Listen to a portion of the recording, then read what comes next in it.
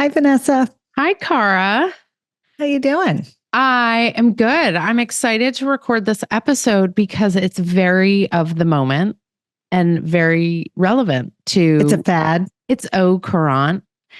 It's an Au Courant topic on an Au Courant issue. Yeah, because we're going to talk about fad diets and we're going to talk about supplements. And it's very confusing and very overwhelming because social media and the internet seem to be 90% content about fad diets and supplements. And when we say fad diets, I'm just going to read you a partial list Okay. of some of the fad diets that we've all heard of. The paleo diet, the Mediterranean diet, alkaline diets, ketogenic diets, the Atkins diet, the cabbage soup diet, the macrobiotic diet, the zone diet, intermittent fasting diets. I'm going to stop. That's a long enough and list. by the way, raise your hand. It will be one of us on this podcast who has tried or done one version or some version of many of those in the process of, I don't know, giving birth to 4 children and then trying to lose the 40 pounds I gained every time I had 4 children. So I just want to make it clear, this episode is not us sitting in judgment of people doing these things. This episode is quite the opposite. We are here with you, struggling with the pressure we feel to be thin or to be thinner than we are, or to be some other body shape, size, type than we are. And as women, people who go through hormonal changes in really significant ways that deeply impacts our weight and size. So there's an added pressure there. And then on top of that, we are raising tweens and teens who are going through their own body shape, size, and it never ends. If you think it's hard for you to manage to make peace with the way your body is shaped and what you're eating and how you're eating, can you imagine? I want you to flash back to your younger self with a brain that feels feelings more intensely, right? That tween and teen brain, the limbic system is on fire. They feel so big and deeply. They feel so big and deeply about all of this, about their bodies, about what they're consuming. And so they are really ripe for the picking when people put content out about diets and how diets are going to change their body. And their bodies are changing, right? Some of them are curvy, some of them are not curvy. The curvy ones might not want to be, the not curvy ones might want to be. And there are all these people and all of these articles delivering up promises to them about how they can look and how they can be shaped. And it's hard enough for us to manage that information. Right. So that is the reason for this episode. So you heard a list of fad diets, but I think it's helpful if we kind of define what makes a diet a fad diet. And just as a reminder, a diet is actually just what and how we eat. Like, it should be a neutral term, except it's been co-opted as a term to mean an effort to lose weight. And then there are people who have to follow certain diets for health reasons. And sometimes there's overlap. A fad diet gets co-opted, or a diet that's prescribed by a healthcare provider for certain health reasons gets co-opted by the larger culture because it turns out it's a way to lose weight. But a fad diet is one in which people lose weight quickly, right? It's not a slow, gradual over 2 years. It's a quicker weight loss. It requires people often to cut out certain food groups. Right. It's restrictive. It's restrictive. And we can talk about how dangerous kids being on restrictive diets can be. It also might cause them to be able to eat at certain times and not at other times. So it can affect eating with other people at certain times, or eating at certain places because of the restrictive nature of the diet. So as we describe it, you can see it can make a person's world smaller and smaller, both in terms of what they consume, but also how they interact with other people with whom they would normally share a meal. And they're fads. They're popular. They've got social cachet. In our day when we were growing up, Everyone knew about the grapefruit diet, right? And there was no such thing as social media. And somehow everyone, my college counselor, I know I've said this on the podcast before, I'm going to say it again. My college counselor in high school I remember nothing about college counseling in high school except for what was on her door, which was the grapefruit diet modified. I went to an all-girls school, and it was a list of, for those of you who aren't watching on YouTube, Vanessa is now like literally holding her head in her hands. It was a list of what you could eat on the grapefruit diet. And I think it was meant to be funny, but it was really not funny.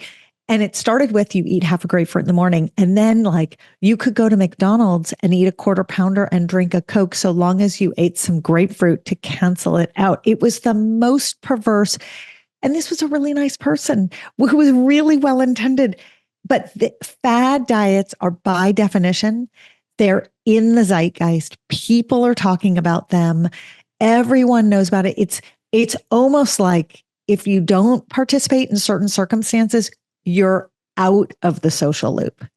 And again, none of this would have resonance if our culture didn't make thinness in women and leanness and muscularity in men a very premium value. Like, I'm just going to throw out a gross generalization that I have no problem throwing out in our society. Now, there are exceptions, right? When we talk to people who grew up in Black communities, in Latino communities, they will say that the body shape and type ideal was different, that wasn't necessarily the goal. However, we do know that kids in those communities suffer from eating disorders at the same, if not higher rates than white kids. It's just totally underreported and understudied because typically the research has been done on white kids. But I just want to make a generalization about we care because we are socialized to care. Some people are doing this for their health, and some people have to lose the weight and lose the weight quickly for their health, and they have to cut out certain food groups for their health. Like, I'm not saying there aren't those people, but the fad diet of it all is about weight loss or changing body shape. And that will, at some point, we'll talk about supplements and the reality and that aspect of things. Yeah, I think it's a really important thing to frame the restrictiveness of these eating programs in particular as the issue. You know, look, the goal is to live, my goal, it might not be your goal, but my goal is to live a healthy lifestyle in an enjoyable way. Having a diet. I wasn't sure what you were saying. Yeah, like, you're like, where is what if it's not my going? goal? What if she has a different goal than I do? Yes, I would like to have a nice life and be healthy and take good care of my body. So even if what I'm going to call a restrictive diet can be viewed from a different perspective, not in its restriction, but instead in what you're getting, that's a healthier perspective. So let me give you an example. So there are people who are vegetarians who choose to be vegetarians because of moral and ethical beliefs. There are people who are vegetarians who choose to be vegetarians because they actually have looked at the science and they feel very strongly that they don't want to eat meat because of, fill in the blank, the antibiotics put in the feed, et cetera, et cetera. Regardless of how a vegetarian lands on their diet, you can view vegetarianism as restrictive. They don't eat meat. Or you can view vegetarianism as a diet that includes fruits and vegetables and proteins that other than meat proteins. Vegetarianism is not a fad diet. That's why I choose it as the example. It is still a hotbed of conversation because sometimes it looks to be restrictive. And there are definitely some kids who cut out meat protein in an attempt to test out being restrictive eaters. This is an easy way in, right? It's a well-accepted diet. A lot of people are on it. So I'm going to try this one first, see how it goes, and then I can restrict other things. If you're watching a kid in your life make dietary shifts, these are the conversations to get into. Understanding, is the goal to restrict or is the goal to be healthy and try to be inclusive of a lot of healthy things and try to be mindful of the less healthy things. You'll get to the bottom of the pathology there, or the lack of pathology, very quickly, I think. It's a hard sell, Vanessa, for me to see kids who are on fad diets. It's a hard sell when they tell me anything other than I'm doing it because it's a fad diet. I mean, like diets that restrict eating to certain hours of the day, okay, which are being very, very closely studied. And there's some longevity data that makes those diets look very beneficial, and there's others that doesn't. And there are different ways that people do these diets, and they're like 8 schedules that adults will go on, et cetera, et cetera.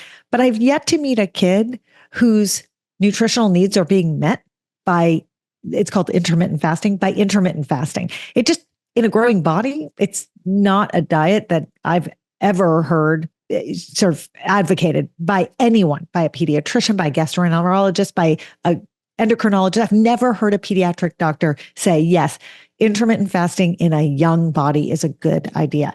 So when you're in conversation with a kid who is starting to restrict, and they're telling you they're restricting because they're watching all these other adults around them restricting, and this is in the name of health, these are the ways into the conversation. It's really complicated because so often kids move from not really paying attention to what they eat and eating whatever is sort of salty, processed, delicious stuff more often. And then they sometimes shift into stuff that's like, quote, healthy.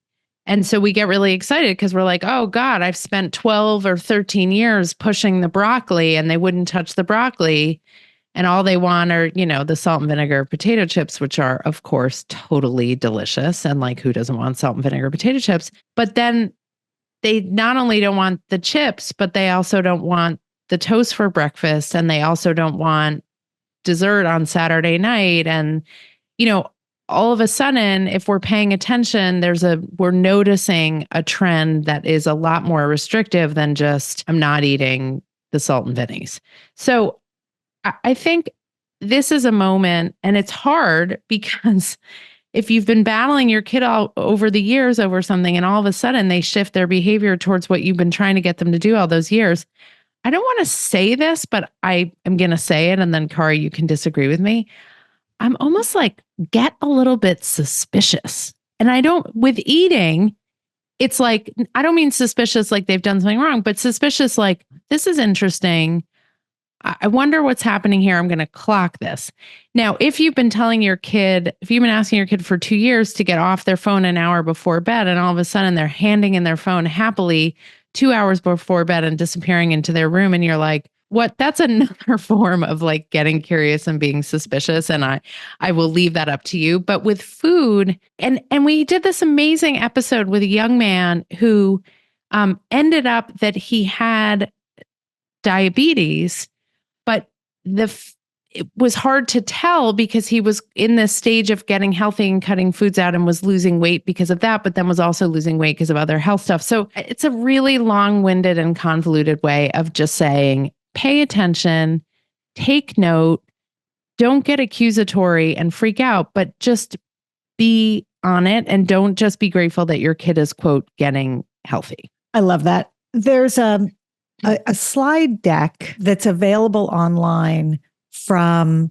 OHSU. I wish I knew right now. It's Oregon Hospital. It's Oregon Children's Hospital because we interviewed Christina Haley from there, and that's where she is. And it's really wonderful, and we'll link to it in the slide deck. And it's a very thoughtful, scientific presentation of fad diets in kids, and it starts from exactly the point, Vanessa, that you just talked about, which is this getting healthy business, and sort of how do we assess the healthfulness or not of kids' diets. And it walks through, and I think it would be helpful for people if we walk through as well, just a couple of the most popular fad diets to look at what they are, and then to just make sure that people understand why this is not necessarily healthy. So a paleo diet for instance, a paleo diet is designed to be, you eat like your ancestors. It's like the caveman diet, right? And it's berries, nuts, wild caught animal meat, fish, chicken. It's grass-fed whey and collagen peptides. What's banned? Anything that requires industrialized farming techniques. So nothing with no grains, salt vinnies. No salt pennies. So that's paleo, right? And then the deck goes through and talks about what you can actually have and what you can't have. And then what's so beautiful about this deck is it says, okay, here are the risks for kids.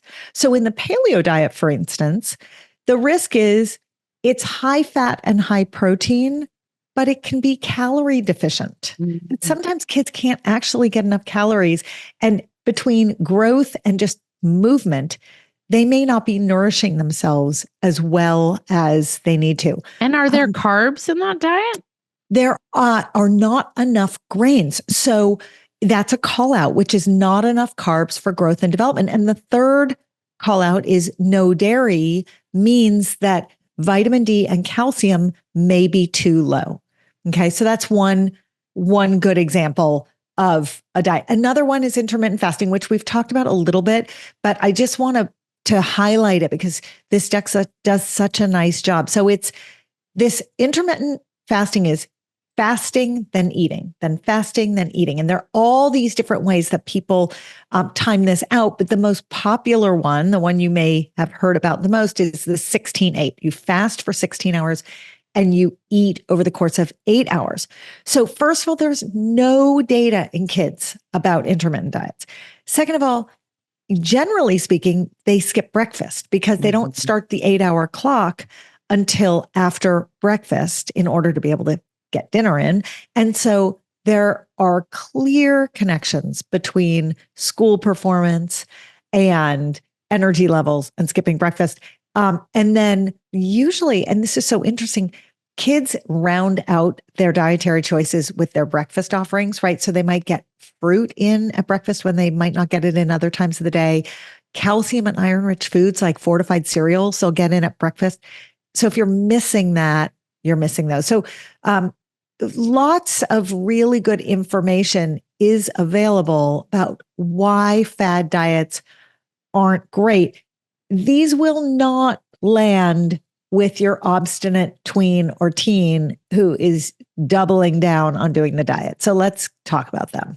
Yeah. I mean, the other thing I just want to mention before we get into conversation is some of us have had kids who are what, traditionally has been called picky eaters.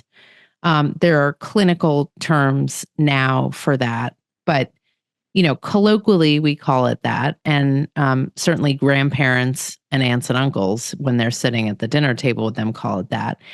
And I just want to share that this is an age, yes, where they may start restricting, but I don't want to miss an opportunity to call out this is an age where they actually might start expanding their palate and experimenting. And while we are on the lookout for this behavior over here with the fad diets and the supplements, I just want to do a PSA about it's also a time to reintroduce foods that they hadn't traditionally eaten as kids when they were, quote, picky.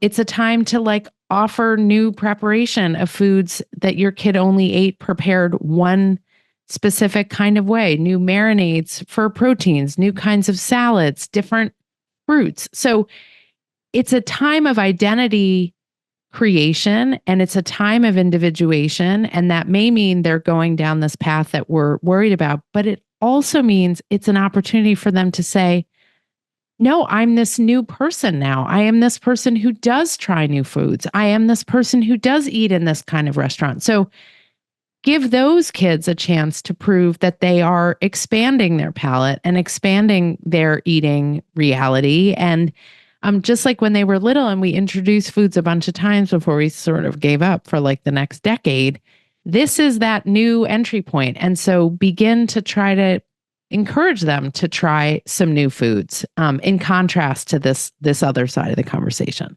A couple of quick notes about picky eaters. The first is, I don't know how many times in my life I have said, taste buds turn over every 7 years. Vanessa, I'm so embarrassed. That is wrong information because according to the National Institutes of Health, taste buds turn over every 10 days, which is a little bit different than every 7 years. So put myself out there to say, I had that one wrong. Oh my God, that's so funny. I mean, like really wrong. How many days in 7 years? But the point being, taste buds turn over. See, I'm going to spin this one in a positive way. Just keep it really vague in general and I'm just going with it. But they do change and kids' tastes do change. So it happens. I think the 7 year thing, what has me it's wedded the 7 year itch. It might be. It also might be that those of you who have first and second and third graders, at some point in that window, that is a moment where a lot of people notice new willingness to explore different kinds of food. I don't know now that I'm looking at the data on the NIH how social that is as opposed to physical. But anyway, so there's taste bud turnover. The other thing I want to mention is on the other end of the spectrum, which is I've taken care of lots of picky eaters who are picky because they are either allergic, they have a sensitivity, or a food does something to their intestine that causes terrible inflammation and discomfort. And they've lived with this their whole life. They don't have words for it. They don't know that they're in pain because they've felt this way their whole life. It's a very tricky gray zone. And I strongly encourage those of you who have committed picky eaters in your home, start exploring with your pediatrician or healthcare provider what about that kid is restricting their eating, because it may very well be that they have an intolerance, an insensitivity, or an allergy that has not an insensitivity, a sensitivity. Sorry, correct. Oh my gosh, there I go again with bad information. I mean, they might be insensitive, but not about food. You've been insensitive about their sensitivity. An intolerance, a sensitivity, or a full-on allergy to a food. And if that's an older child with younger siblings, they may sort of inherit some of that aversion, because particularly if it's an allergy and they're concerned about their siblings' safety, or you may not have had those foods in your house for many years, and so that other kids may not have had them. So just be aware there's a little bit of a rubbing off on each other with respect to that, understandably, but there may be more going on. Cara, I want to spend time talking about supplements because it's a huge industry, not just for, growing kids, but for people of all ages. And certainly the menopause supplement world is one. And actually, it's so funny. This is actually helpful. This is an aside that's actually useful in this conversation as opposed to some of my as opposed asides. to anything that's come out of my mouth during this podcast. But I was realizing that I probably at this age need to be taking a fiber supplement or ingesting fiber in some form in addition to the fiber I get. And I get a lot of fiber in my diet, but I think probably not quite enough. And I was trying to figure out, because I didn't want to text you because it was the weekend and normally I would text you and just ask you. Me. I know, but I don't want to, the doctors in my life, I don't want to take advantage of them because I know I'm going to need them in the long I'm keeping my powder dry. Yes. But I was trying to figure out what supplement of what fiber, either supplement or powder or whatever, I should be taking.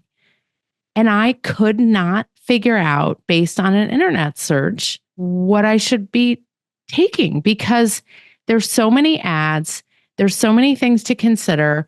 There's so many, quote, publications that you can't tell if they've paid to be in it or their actual journalistic, integrity. If they have actual journalistic, I was so confused that I just gave up and didn't do anything, because I was like, I could just totally be scammed into buying something that's not right or even safe. First of all, this question's so close to my heart. Next time, text me, Vanessa. I'll save you a lot of heartache. It's funny because in a book that I wrote way back in 2010 called Dangerous or Safe, there is an entire chapter about vitamins and supplements. And my memory of details from that book is I mean, it's sitting behind me on the shelf. I could just open it and read it, but I don't sort of remember details from 15 years ago quite as well as I should, except for this one, because the data on supplements and vitamins was so stunning to me. It was like, you know how trauma seals in your brain? Yeah. This was a traumatic learning curve for me when I read the data. So the vast majority of vitamins and supplements that people take go straight through you. And now the idea behind fiber is actually I was going to say it's not absorbed and it does go straight through you. So you've picked an interesting example, but the vast, vast majority, to the point where there was one study that I cited where they looked at, this is so crazy. The endpoint was how they looked through stool samples of people who were taking vitamins. How many of the samples had the entire pill go all the way through? It wasn't like, what was the, it's with the entire pill. And it was not an insignificant number who just, the whole pill went straight through, which is all to say that vitamins and supplements in this country it's impossible to tell what is useful and what is not, because the requirements in terms of labeling and studying are so pathetic. It is a disaster the way vitamins and supplements are managed in this country. And we should look to Europe in general and Germany in particular. Germany has Commission E. Commission E is like the FDA of supplements and vitamins. All it does is look at the efficacy and what's in a given vitamin and supplement and, the dose and what you're taking and what gets delivered. And like, that's what we should be doing in this country, because then there would be an answer to your question. And very unfortunately, there's not, which is why every single person will hear the same answer from every physician they ever ask, which is the best way to get your vitamins and minerals is not to supplement them in a powder or a pill or an oil, but actually to eat them in the form of whole foods or to drink them. And, it's an imperfect answer, because the truth is that a lot of people have nutritional deficiencies and need supplements. They're not able to get everything they need through their diet.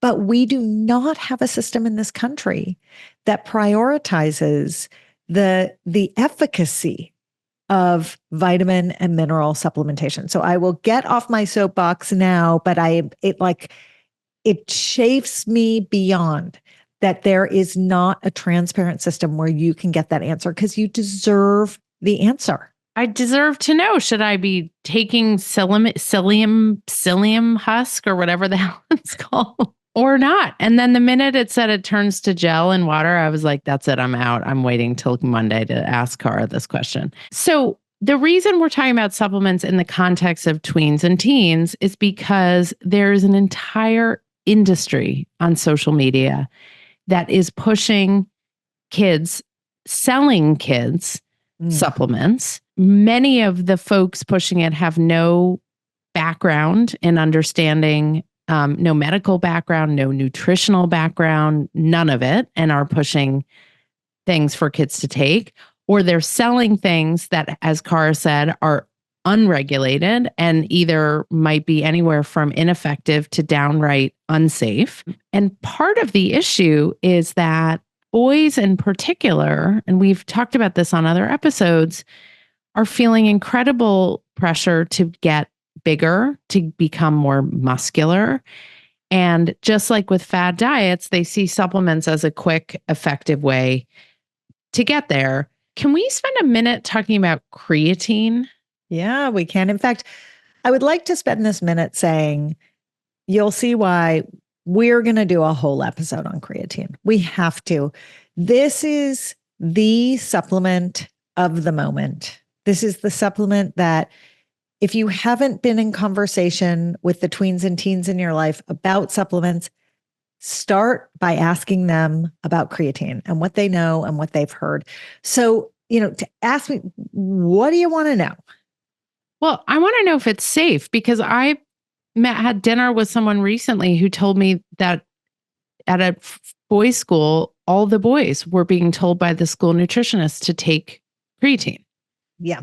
So, first of all, I will start by saying rewind 2 minutes and listen to my diatribe about the safety and efficacy of vitamins and supplements, because the first answer I have to give you is I have no idea if the creatine, you're asking about creatine in general, and I'm going to get specific before I get general. I don't know that the creatine that you're buying off X store shelf online or in real life is safe. I don't know what else is in it. I don't know. And no one else does, because none of this stuff is studied. I will say there are consumer product companies that are like consumer product policemen that go in and check a lot of these supplements. There is one, and the name is escaping me. It's such an interesting business idea that actually goes in. Oh my gosh, I was just looking this up last week. Goes in, finds the best, and gives it an award. Like puts a sticker on the label to say, actually, this has in it what it says it has, and it has none of the bad stuff. And I will remember that one and circle back on that. But this is really important to understand the specifics before I go to the general. So in general, we make creatine in our bodies. Okay. We have it naturally. It's an amino acid. It comes from other amino acids in our body that our body uses to build proteins. Okay.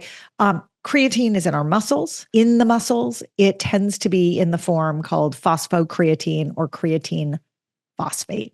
And the reason this is the supplement that everyone talks about is that phosphocreatine helps you make ATP. That's what we use for energy in our cells.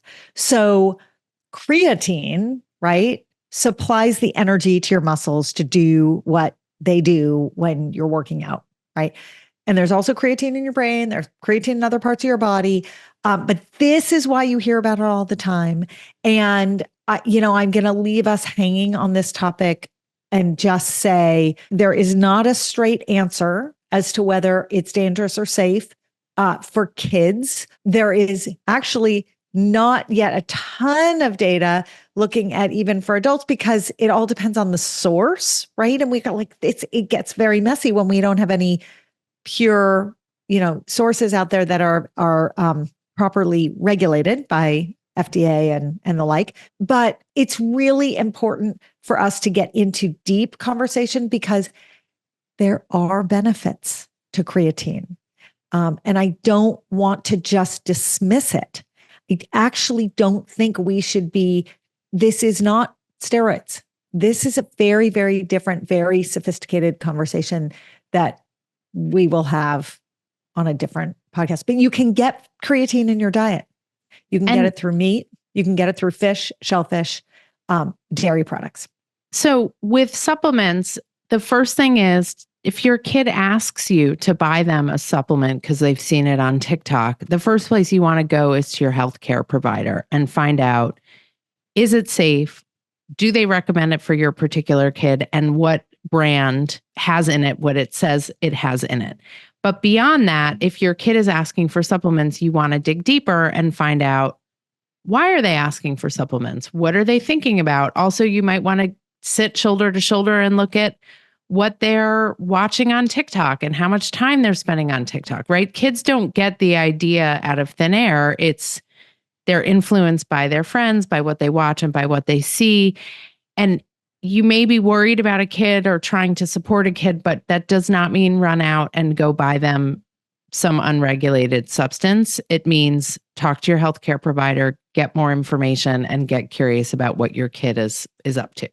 And the place to land this conversation is that if we are accusatory or aggressive in conversations or about judgmental diet, or judgmental in conversations about diet in general and supplements in particular, we shut the door with the kids in our lives. So Vanessa is the queen of saying, get curious, get curious. This is one where you really have to leave the editorial aside and start asking questions, not in the way that you think you're being subtle, but you're not. Ask truly open-minded questions. They will eventually be honest and come back around, some quickly, some not. Stay in conversation. Check in with your healthcare provider. Thanks, Cara. Bye, Vanessa. Thank you so much for listening. You can email us with questions, feedback, or episode requests podcast@lessawkward.com. If you want to learn more about what we do to make this whole stage of life less awkward for everyone involved, our parent membership, our school health ed curriculum, our keynote talks, and more are all at lessawkward.com. And if you want products that make puberty so much more comfortable, visit myumla.com.